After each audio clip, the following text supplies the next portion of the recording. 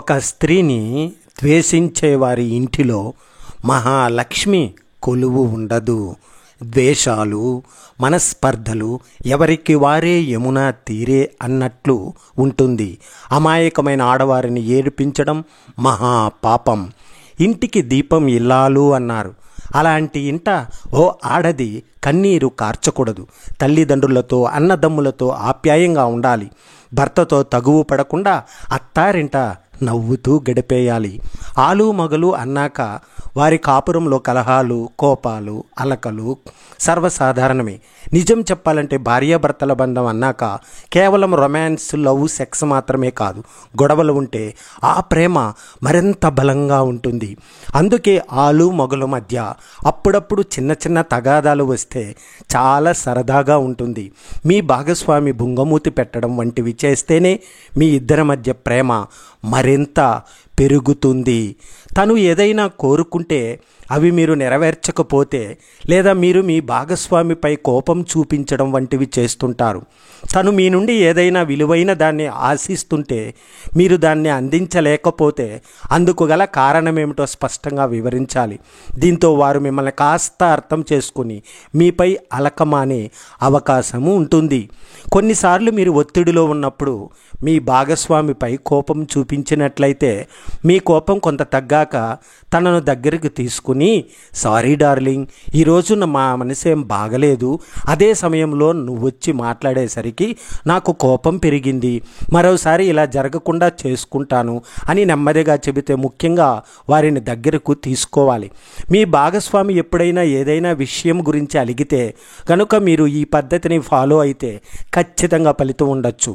అదేమిటంటే తనను సర్ప్రైజ్ చేయడం, ఉదాహరణకు వారికి ఇష్టమైన వంటలను వండి పెట్టడం, లేదా వారి దగ్గరకు వెళ్ళి ప్రేమగా తినిపించడం. అలా చేస్తూనే నాపై కోపం ఇంకా తగ్గలేదా, ఈసారికి మన్నించు డియర్ అంటూ మాట్లాడితే చాలు, వారి కోపం క్షణాల్లో ఎగిరిపోతుంది. అలాగే వారికి నచ్చిన పనులు చేయడం, వారితో ఎక్కువ సమయం గడపడం వంటివి చేస్తే వారి అలకను సులభంగా తీర్చవచ్చు. మీ భాగస్వామి అలకకు మీరే కారణమైతే అందుకు ఓపెన్గా మీరు తప్పు ఒప్పుకోవాలి. ఒకవేళ మీరు వారిపై తీవ్రంగా అసహనం చూపి ఉంటే కనుక వారు నార్మల్ స్టేజ్కి రావడానికి కొంత ఎక్కువ సమయం తీసుకునే అవకాశం ఉంటుంది. ఇలాంటి సందర్భాల్లో మామూలుగా మీరు సారీ చెప్పడం, ఇదొక్కసారి మన్నించు అని అడిగితే ఫలితం ఉండకపోవచ్చు. ఇలాంటి సమయాల్లో మీరు మీ భాగస్వామిని బాగా బుజ్జగించాలి. నా బంగారం, నా డార్లింగ్ అంటూ ఈసారికి క్షమించొచ్చు కదా అంటే మీ పరిస్థితిని వివరిస్తే వారి కోపం త్వరగా చల్లారవచ్చు. మీ భాగస్వామి అలక తీర్చే సమయంలో మీరు వారి మనస్సును బాధపెట్టి ఉంటే అలాంటి సమయంలో మీరు ఏదైనా పాత విషయాలను మాట్లాడడం, బాధ పెట్టే మాటలను గుర్తు చేయడం వంటివి అస్సలు చేయవద్దు. దీనివల్ల వారి కోపం మరింత పెరగవచ్చు. కాబట్టి ఇలాంటివి చేయకుండా మీరు వారు అలక తీర్చే మార్గాలను వెతికితే వారు అన్నీ మరిచిపోయి మిమ్మల్ని త్వరగా క్షమించేస్తారు.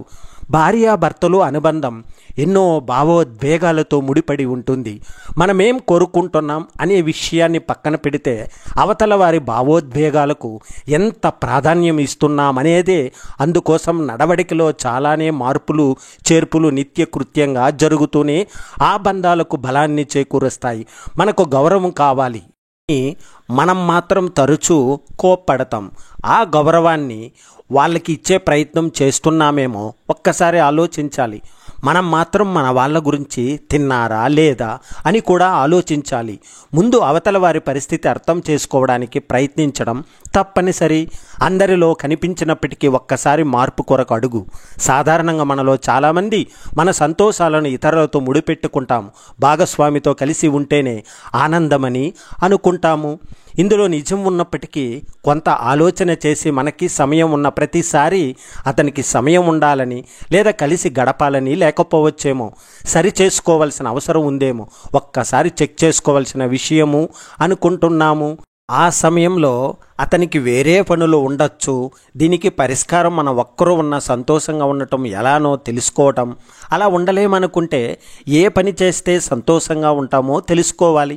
కొంతమందికి పుస్తకాలు ఇష్టం, కొంతమందికి హ్యాండ్ క్రాఫ్ట్ ఇష్టం. ఇలాంటి హ్యాబిట్స్ని కంపల్సరీ ఏర్పరచుకుంటే చాలా బాగుంటుంది కదా. ఒక్కసారి ఆలోచించండి. ఇది పరిణితితో కూడిన ఆలోచన విధానం. నిరంతరం భాగస్వామి మన కళ్ళ ముందు ఉండాలని ఆలోచనను కొంచెం ఆలోచించాల్సిన విషయంగా చెప్పుకోవచ్చు. ఒత్తిడికి లోను కాకుండా ఉండే సూచన.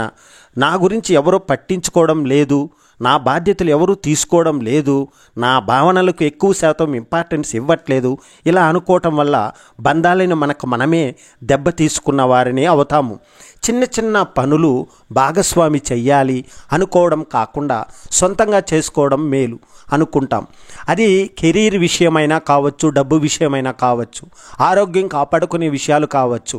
అవి ఎవరికి వారే నిర్ణయాలు తీసుకోవడం ఉత్తమం. భార్య బయటకు వెళ్ళిన సందర్భాలు భర్త ఆలోచన విధానం ఇలా ఉంటుంది. అలాగే మగవారు కూడా ఆమె రావాలి, వంట చేయాలి అనుకుంటే అసంతృప్తి పెరుగుతున్న సందర్భాలను ఈ కాలంలో చూస్తున్నాం. వారిలో కూడా సకాలంలో మార్పులు కలిగి నడుచుకోవడంతో ఒకరికొకరు బంధంలో నిందించుకోవడం తగ్గుతుంది. నన్ను గౌరవించాలి, నన్ను ప్రేమగా చూసుకోవాలనుకునే ప్రతి ఒక్కరూ భాగస్వామి పట్ల అలాగే ప్రవర్తించాలనే ప్రాథమిక సూత్రాన్ని పాటిస్తే చాలు. చాలామంది భాగస్వామి విషయంలో తమకు పూర్తి హక్కు ఉన్నట్లుగా 1-2 మార్లు అనేస్తారు. అదే మాటలు వీలైనప్పుడు సరిచూసుకోవాలి. హక్కు అనేది అంతే. ఆచరణాత్మకంగా బాధ్యతలను, ఇష్టాలను గౌరవించుతూ పాలు పంచుకోవాలి. భార్య భర్తకు ఏకాంత సమయం చాలా ముఖ్యం. ఆ సమయం రోజుల్లో కనీసం 10-15 నిమిషాలు మాట్లాడుకునే సమయాన్ని భాగస్వామికి ఎంత బిజీ లైఫ్లో ఉన్నప్పటికీ వీలు కుదుర్చుకుని మరీ మాట్లాడాలి. వీలుంటే భోజనాలు కలిసి చేయాలి. ఏం చేయక్కర్లేదండి, భార్యను ప్రేమించండి, ఇంకొకసారి ప్రేమించండి, మరొక్కసారి ప్రేమించండి, తిరిగి ప్రేమించే వరకు ప్రేమిస్తూనే ఉండండి. మనస్సు బాగలేనప్పుడు ఇది వినండి. అంతులేని ప్రేమను మీరు ఎవరి నుండి పొందారు? అలాంటి వారు మీకు ఏమవుతారు? అమ్మ టీ తీసుకురా అమ్మ, ఆగవే తీసుకువస్తా, లేవగానే కావాలి, నా చేత్తో ఇస్తే గాని తాగడు. అమ్మ ఆకలేస్తుంది, ఏం వండావు? మొదలు పెట్టావా? మళ్ళీ ఆకలికి కాసేపు ఆగవు కానీ పొట్లాటికి మాత్రం రెడీగా ఉంటావు నాతో, ఎప్పుడూ గొడవ పడదాం అని అమ్మ ఏం వండుతున్నావు? నీకు ఇష్టమని బంగాళాదుంప ఫ్రై చేస్తా, కాస్త ఆగు వండి తెస్తా. అమ్మా నాకు ఈ డ్రెస్ ఎలా ఉంది చూసి చెప్పు, నీకు నా దిష్టే తగిలేలా ఉంది, ఆగు ఉప్పు తీసుకువచ్చి దిష్టి తీస్తా. అమ్మా ప్లీజ్ వెళ్ళి వస్తా, రోజులు బాగాలేవు, జాగ్రత్తగా నలుగురితో కలిసిరా. అమ్మా ఈరోజు ఎలాగా ఉంది, పద హాస్పిటల్కి వెళ్ళి చూపించి వద్దాం. నిర్లక్ష్యం చేయడం మంచిది కాదు. అమ్మా కాళ్ళు నొప్పిగా ఉన్నాయి, నీకు చెప్పాగా బాగా రెడీ వెళ్ళకు అని ఎంతమంది దిష్టి పెట్టారో, ఆగు తాతయ్యని పిలుస్తా దిష్టి తీస్తారు. ఇలా ప్రతి దానికి అమ్మ అమ్మ అని అంటూ అమ్మ చుట్టూ తిరిగే నేను అమ్మనే అయ్యాక తెలిసింది అమ్మ ప్రేమ ఎంత మధురమని. అది ఎక్కడ దొరకదు, మనల్ని కన్నా అమ్మ దగ్గరే అని. ఇప్పుడు కూడా మా అమ్మకి నేను ఓ చిన్న పిల్లలానే కనిపిస్తా, అన్ని జాగ్రత్తలు చెప్తూ ఉంటుంది. ఇంతటి ప్రేమను నేను ఎక్కడా చూడలే. ఒక్క అమ్మ దగ్గరే మన మనసులో ఏమనుకుంటున్నామనేది మనం చెప్పకముందే కళ్ళు చూసి చెప్పేస్తుంది. అంత ప్రేమ తనలో దాచుకుని అందరికీ పంచుతూ తనకిది కావాలి అని ఏ రోజు అడగదు. ఎప్పుడు మా గురించి ఆలోచన, తన గురించి పట్టించుకోదు. ప్రేమను పొందాలి అని ఎప్పుడూ కోరుకోకండి. ప్రేమ అనేది దాని అంతటా అదే రావాలి తప్ప మీరు ప్రేమను పొందాలి అని ఎప్పుడు ప్రయత్నం చేయకండి.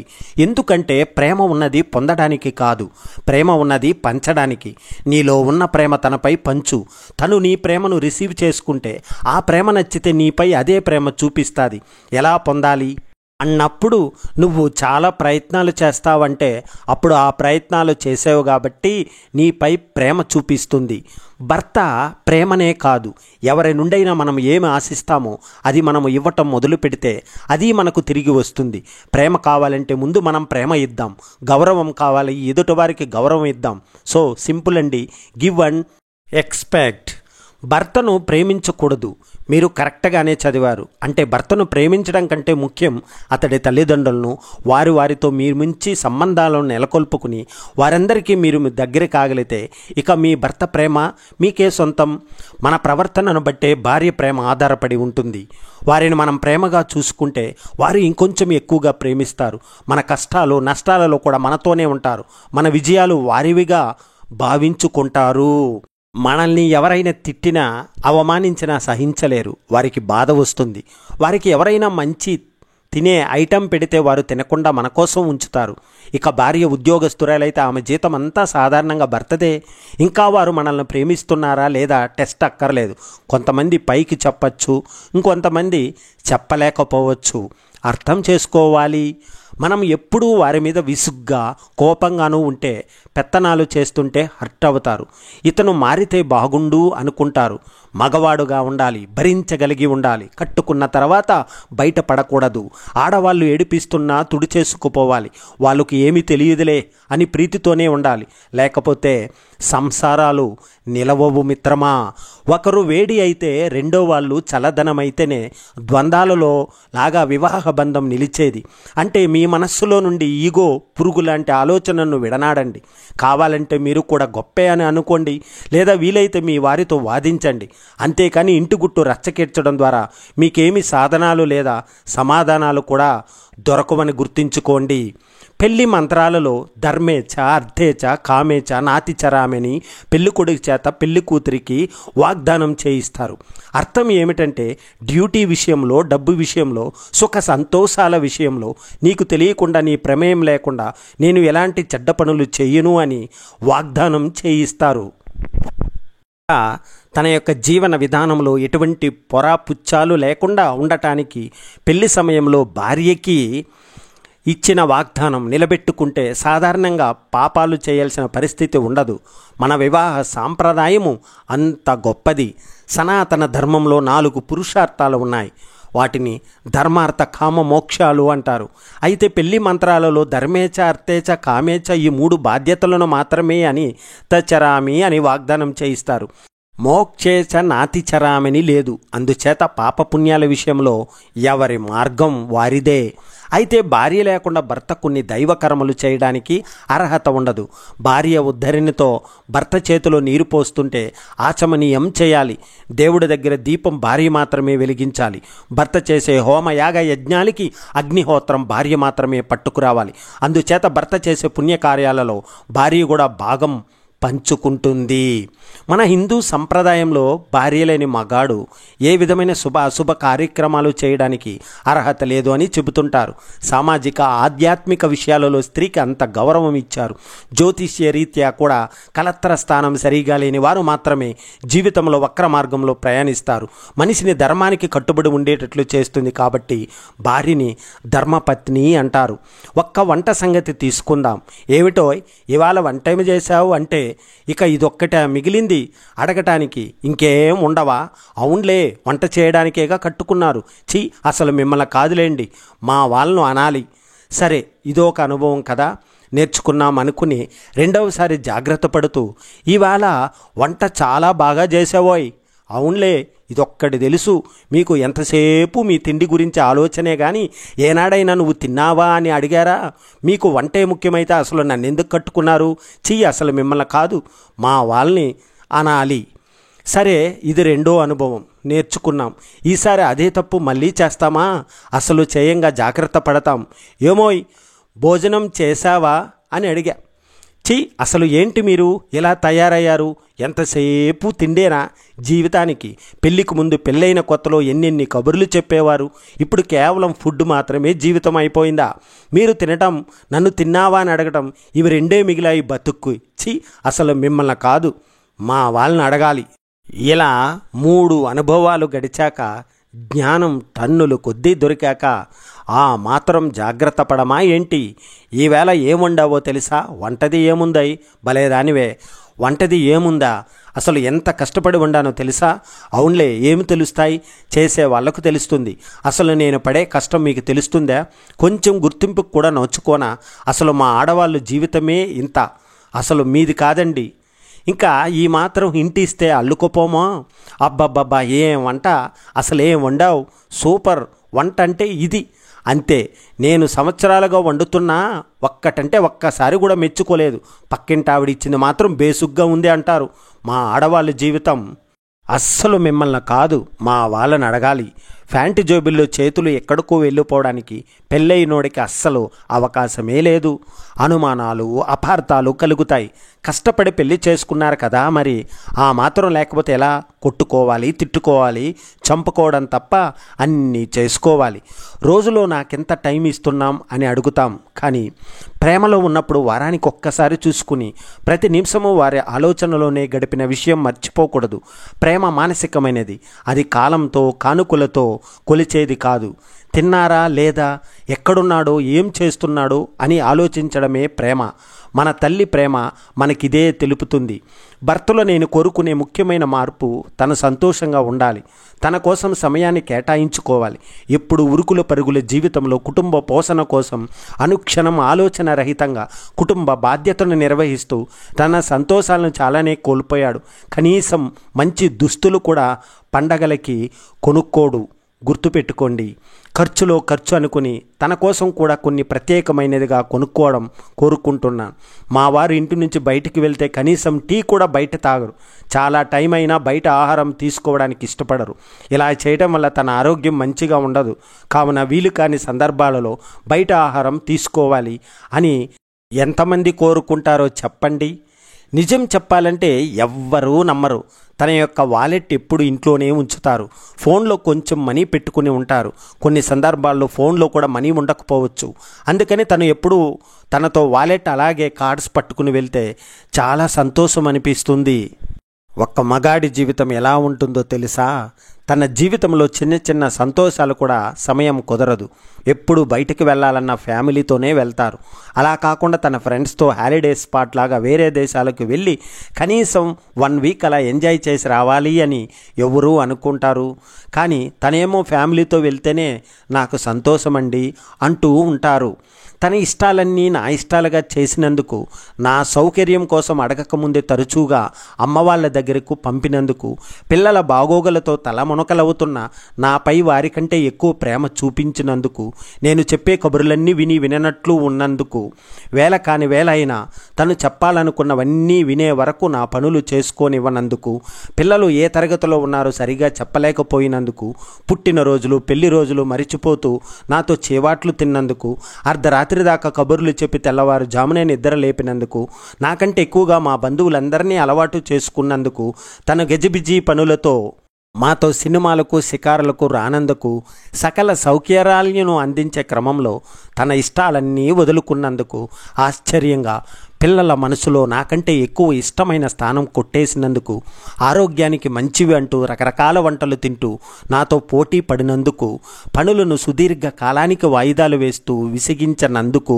ఒక్క చీర కోసం షాపింగ్కు తీసుకువెళితే 10 చీరలు సెలెక్ట్ చేసి కొన్నందుకు, అయ్య బాబోయ్ ఇలా చెప్పుకుంటూ పోతే జుట్టు ముడి విప్పి పైట నడుం చుట్టూ చుట్టి హూంకరిస్తే అహో ఎంతటి మగధీరుడికైనా సరే వణుకు పుట్టాల్సిందే. మరి ఆదిశక్తిరా నాయన, ఆదిశక్తి. అందుకే ప్రసన్నత కోసం తప్పదు స్తుతి పాఠాలు. అయ్యా నా బంగారం, ముఖమేంటలా కదిలిపోయింది, ఇక్కడ నా కొదలో అయిపోతుంది ప్రేయసి, కాస్త కనికరించరాదే, వేరే ఎవరినో కాదు నీ ప్రియ శకున్నే సుమా అంటూ కొంచెం కొంచెం ఆమె కోపాన్ని విడనాడేటట్లుగా మాట్లాడుతూ, పదా పదా నీకేం కావాలో చెప్పనే లేదు, అయినా నీ వంట పని వదిలేసి వేళ కాని వేళలో ఈ అలకలేమిటి, అందాల నా రాచిలుక, నీవు చల్లగా ఉంటేనే కదా ఈ గృహమంతా శాంతితో విరబూసేది, నా జాజిమల్లె ఎంత బాగున్నావో తెలుసా, నిజంగా ఇలా చూసేటందుకు అలా అన్నాను, అమ్మయ్య మొత్తానికి అలక తీరింది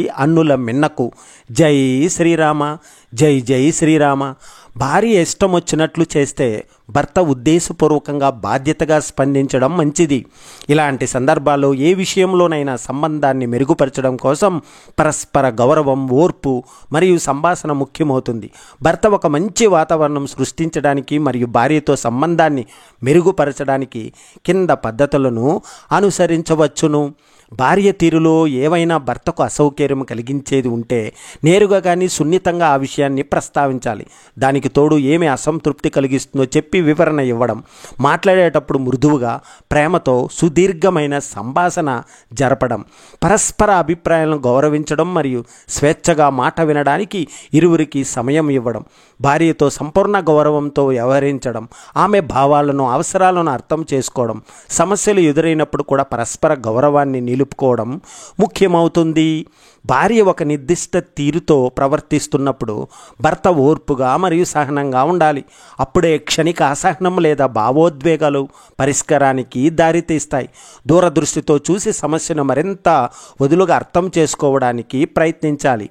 భార్య తన ప్రవర్తనలో ఎందుకు ఇష్టం వచ్చినట్లు ప్రవర్తిస్తుందో తెలుసుకోవడానికి ప్రయత్నించడం, ఎమోషనల్ స్ట్రెస్ లేదా ప్రెషర్ వల్ల అనవసరంగా ప్రవర్తించినట్లు ఉంటే ఆమెకు మానసికంగా ఎమోషనల్గా సహాయం చేయడం ముఖ్యం. ఆమెకు అండగా ఉండి అవసరమైన ప్రోత్సాహాన్ని అందించడం ద్వారా ఆమె అభిప్రాయాలను మార్చుకోవడానికి అవకాశం కల్పిస్తూ, అన్ని విషయాల్లో ఒకే రకమైన అభిప్రాయాలు ఉండకపోవచ్చు, పరస్పర అంగీకారంతో కొంత రాజీపడి మధ్యలోకి రావడం ముఖ్యం. సంబంధాన్ని గట్టిపరచడానికి పరస్పర సమయాన్ని కలిసి గడపడం సంబంధం గొప్పతనం మరింతగా అర్థం చేసుకోవడంలోనే ఉంది. ఒకవేళ భార్య తన ప్రవర్తన గురించి స్పష్టంగా చర్చించడానికి ఇష్టపడకపోతే కొన్ని సందర్భాల్లో స్వయం పరిశీలన అవసరం. భర్త తన ప్రవర్తన చర్యలు భార్యపై ఏమైనా ప్రభావం చూపుతున్నాయా అని ఆలోచించుకోవడం అన్నిటికన్నా ముఖ్యం. భార్య అర్థం కాని విధంగా ప్రవర్తిస్తుంటే దానికి సరైన పరిష్కారం కోసం ఓర్పుగా సంభాషణ ద్వారా సంబంధాన్ని మెరుగుపరచడం ముఖ్యం. భయం అనేది ప్రతి ప్రాణికి సహజం.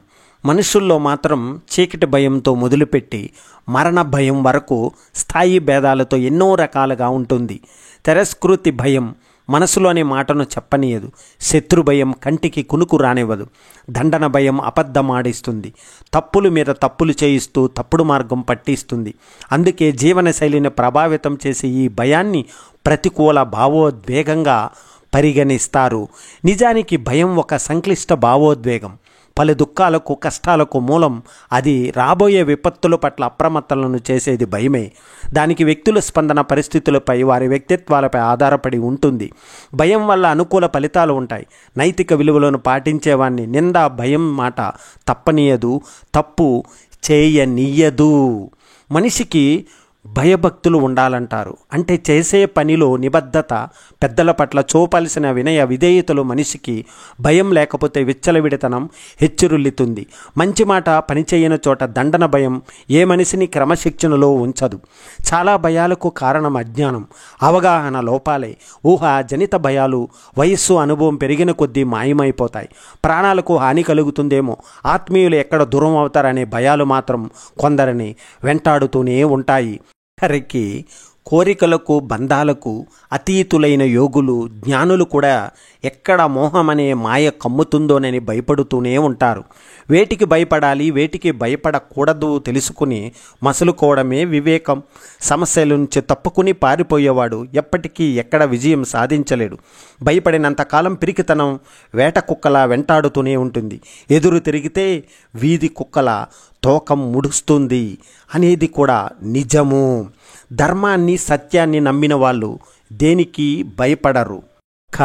అధర్మానికి అసత్యానికి తప్ప ధర్మబద్ధమైన జీవనంలో కష్టాలు, నష్టాలు, ఆపదలు, దుఃఖాలు వేటినైనా అధిగమించగలగనే నమ్మకం ఉండాలి. ఆ విశ్వాసమే సర్వ భయా నివారిణి. దానికి మానసిక దృఢత్వం, ధైర్యం, సహనం, సంసిద్ధత అవసరం. అవి ఒకరు చెబితే రావు, ఎవరికి వారు స్వయంగా సాధించాలి. నిత్యం అభద్రతా భావంతో బతికే బతుకు పరిపూర్ణమైనది కాదు. భయాన్ని అధిగమించినప్పుడే జయమైన విజయమైన. ప్రపంచంలోని అతిపెద్ద చిప్ తయారీ సంస్థ ఎన్విడియా, దాని CEO జెన్సన్ హువాంగ్, ఆయన ప్రపంచ కుబేరుల్లో ఒకరైన డిజైనర్. వాచీలు పెట్టుకునే స్తోమత ఉన్నా అసలు వాచీనే పెట్టుకోరు. ఎందుకని అడిగితే, చేతికి ధరించే వాచీ కన్నా మన చేతిలో ఉన్న ప్రస్తుత సమయమే అత్యంత విలువైనదని చెబుతారు.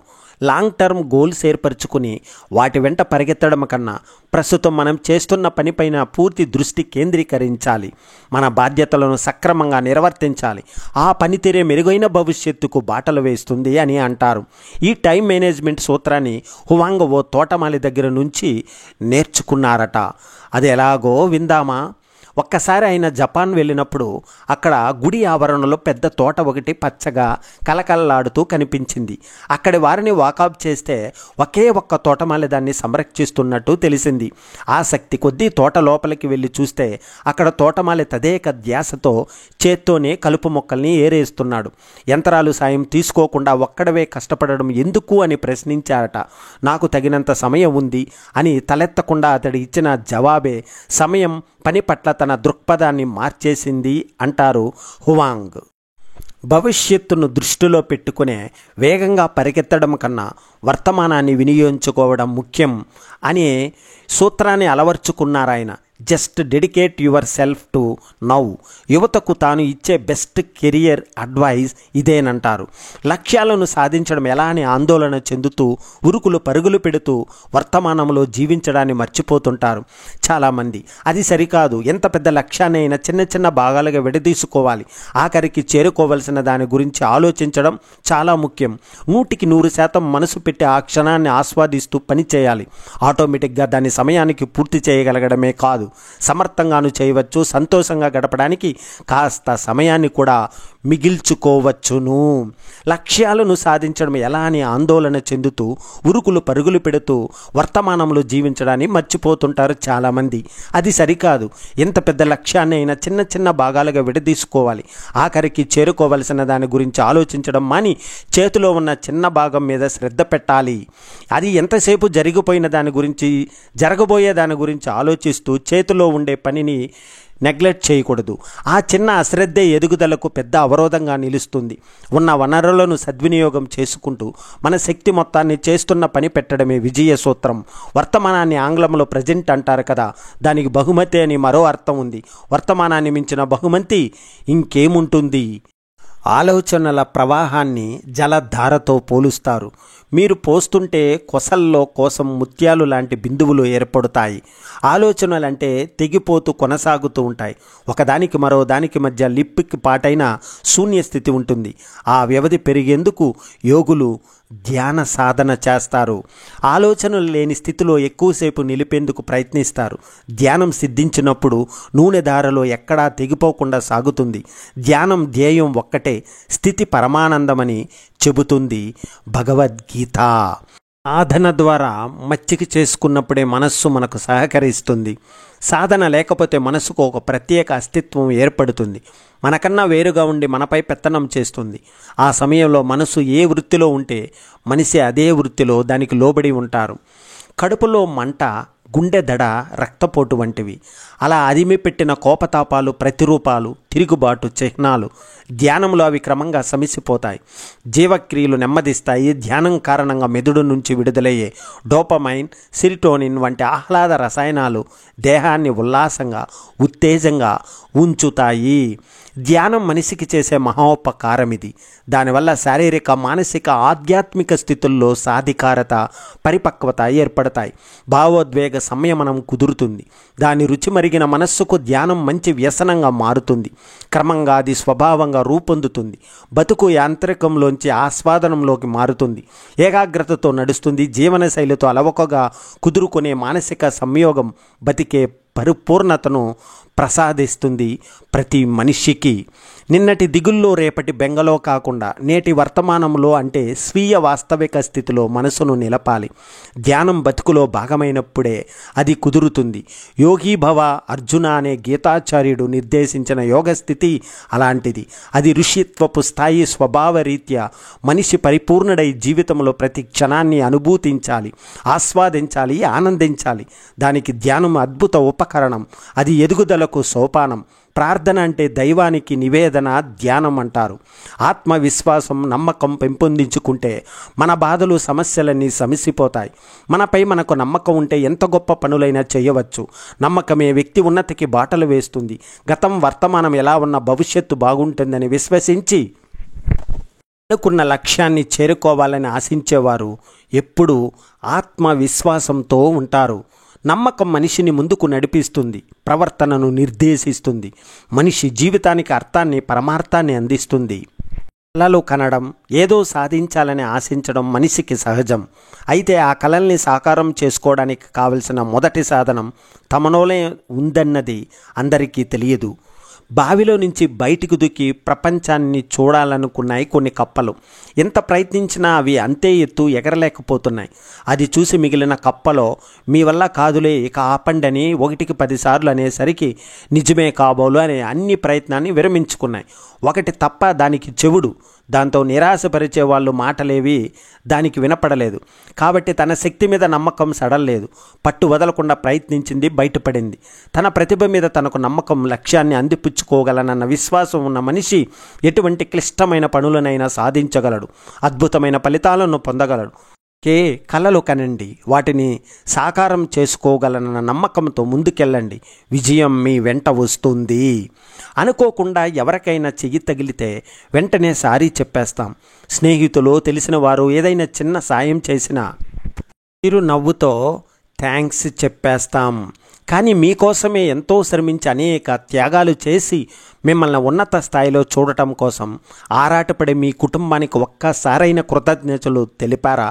వారికి ఓసారి కృతజ్ఞతలు చెప్పి చూడండి. వారి సేవలను అభినందించండి. ఇది మీ బంధాన్ని మెరుగుపరుస్తుంది. అందరితో కలిసి మనస్ఫూర్తిగా నవ్వి ఎన్ని రోజులైంది. కుటుంబంతో గడపడానికి తగతగలాడింది. వారితో మీ అనుబంధాన్ని పెంచుకోవడానికి అవకాశాలు వెతుక్కోండి. వంటగదిలో భార్యకో అమ్మకో సాయం చేయండి. వీలైతే మీ చేతులతో మీరే వంట చేసి వారికి వడ్డించండి. బంధాలలోని ఆత్మీయతను మనసారా ఆస్వాదించండి. ఓ రోజు రాత్రి పని ముగించుకుని ఇంటికి చేరుకున్న ఓ ఉద్యోగికి మొహం కడుక్కుని బెడ్ పైకి వచ్చి పడుకున్న అతనికి బాత్రూంలోనే బకెట్లో నీటి చుక్కలు పడుతున్న శబ్దం వినిపించింది. లేచి దాన్ని ఆపే ఓపిక లేక అలాగే పడుకున్నాడు. తెల్లారి లేచి చూసేసరికి ఆ బకెట్ నీటితో నిండిపోయింది. ఈ ఘటన అతన్ని ఆలోచనలో పడేసింది. ఒక్కో చుక్క అంతా బకెట్ నిండేదానికి కారణమైంది. ప్రతిరోజు కొంత మొత్తాన్ని పొదుపు చేస్తే, ప్రతిరోజు కొంత సమయం సానుకూలంగా ఆలోచిస్తే, ప్రతిరోజు మనలోని నైపుణ్యాలను పదును పెడితే, ప్రతిరోజు పుస్తకాలను చదవడం అలవాటు చేసుకుంటే, ప్రతిరోజు కొద్ది మొత్తంలో ప్రేమను, దయను పంచితే జీవితం పరిపూర్ణమవుతుంది కదా. ఈ ఆలోచనలన్నీ పూర్తిగా మిమ్మల్ని మార్చేస్తాయి. బిందువులన్నీ కలిస్తే సింధువు అవుతుంది. చిన్న చిన్న సంకల్పాలు, ప్రయత్నాలే మీ జీవితాన్ని మార్చేస్తాయి, ఉన్నత స్థానంలో నిలబెడతాయి. అనగనగా ఒక నిరుపేద అతడు ఓ జెన్ సాధువు దగ్గరికి వెళ్ళాడు. గురువుగారు, నేను కటిక పేదవాడిని. నా దగ్గర నా ప్రాణం తప్ప మరే ఆస్తి లేదు. కనీస వసతులతోనైనా బతకడానికి ఒక దారి చెప్పండి అని అడిగాడు. అందుకు ఆ సాధువు, నేను నీకు 5,000 ఇస్తాను. నీ చేతులను నరికి నాకివ్వు అన్నాడు. అందుకు, మీరు ఇచ్చే 5,000 వరహాల కోసం నా చేతులను కోల్పోలేను అన్నాడు. ఇలాగే కాళ్ళు, కళ్ళు, ప్రాణాలకు విలువ కట్టి వాటిని ఇస్తే డబ్బులు ఇస్తాను అన్నారు సాధు. అందుకు పేదవాడు, మీరు ఎంతటి గురువుగారైనా కావచ్చు, డబ్బుకు నా అవయవాలు, ప్రాణాలు ఎలా ఇస్తాను అని ప్రశ్నించాడు.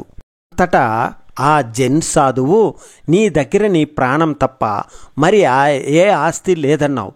చేతులు, కాళ్ళు, కళ్ళు ఇలా ఏవి అడిగినా ఇవ్వనంటున్నావు. డబ్బులు ఇస్తానన్నా సరే నువ్వు ఇవ్వనని చెప్పావు.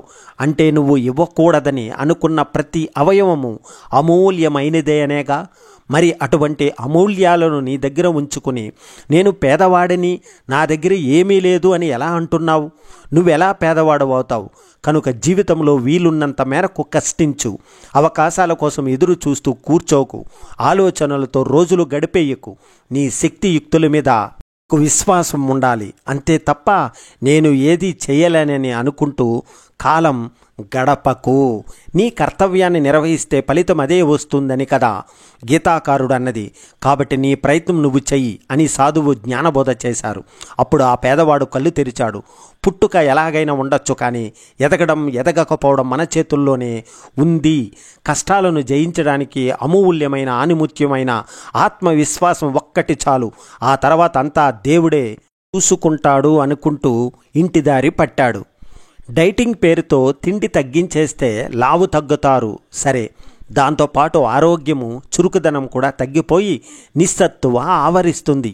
ఇక చురుగ్గా చలాకీగా ఉండేదెలా? నిజానికి కడుపు మార్చుకోవడం డైటింగ్ కానే కాదు. ఏం తినాలో, ఎంత తినాలో డైటీషియన్ సలహా మేరకే తీసుకోవడం ఉత్తమం. పెళ్ళయ్యాక బాధ్యతల మీద పడ్డ మనల్ని మనం నిర్లక్ష్యం చేయడానికి లేదు.